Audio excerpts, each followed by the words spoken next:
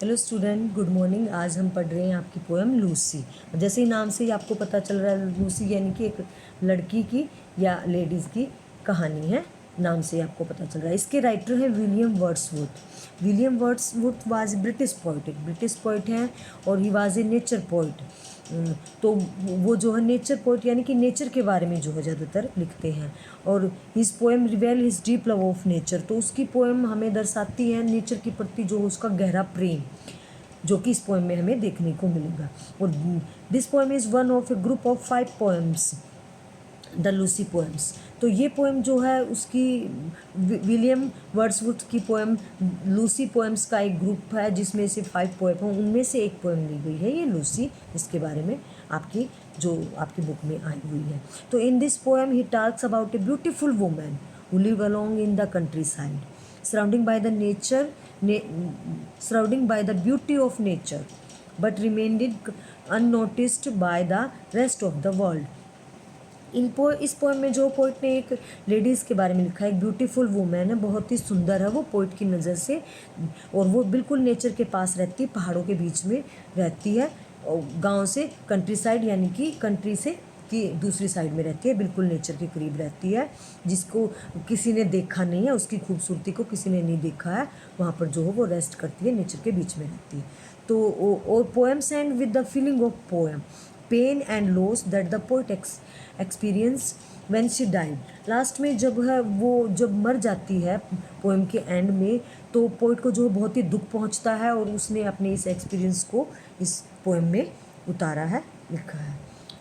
अब she dwelt among the untrodden ways beside the spring of dove, a maid whom there were none to praise and very few to love।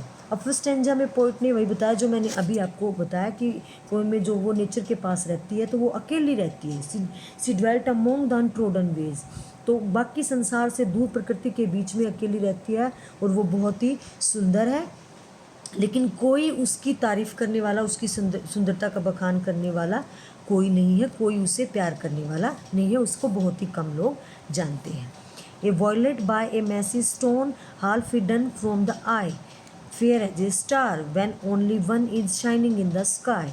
अब जो है poet ने second stanza में एक violet क्या है यहाँ पर, एक फूल है, जैसे कमल का फूल होता है, ऐसे मैसी स्टोन एक फूल से, एक ऐसे फूल से उसकी जो है, जो कभी कभी दिखाई देता, हमेशा नहीं दिखाई देता, बहुत ही सुंदर फूल से उसकी कंपैरिजन उसका किया है। और फिर एज ए स्टार, और एक स्टार की तरह उसका दूसरा कंपैरिजन किया है पोइट ने कि when only one is shining in the sky, कि आसमान में चमकने वाला सिर्फ ओनली वन जो है स्टार है, उसकी खूबसूरती की तुलना की है उसने फूल से और आसमान में चमकने वाले तारे से, उन दोनों से उसका कंपैरिजन किया है सेकंड स्टैंजा में।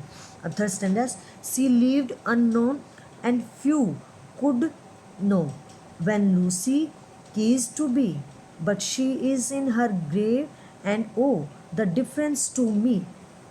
अब थर्ड स्टेंजा में जो है पोइट कहता है कि वह जो है सी लिव्ड अननोन, उसको बहुत ही कम लोग जानते हैं, सब नहीं जानते हैं। यू कुड नो, बहुत कम व्यक्ति हैं जो उसको जानते हैं कि वो रहती है और इतनी सुंदर है, वो मेड है, ठीक है, घरों में काम करती, but she is in her grave.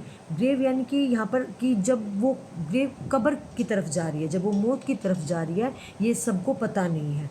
And O the difference to me, कि उसको कब्र की तरफ जाते हुए, इतनी सुंदर लेडीज़ को देखते हुए, जब वो डाइड मर रही है वो, तो उसको देखते हुए पोइट को बड़ा ही पेन होता है, बहुत ही दुख होता है, और उसको अच्छा नहीं लगता है कि वो जो है कैसे मर रही है, वो मर जाती है लास्ट में, कि वो कैसे मर गई और कितनी सुंदर जो है लेडी थी।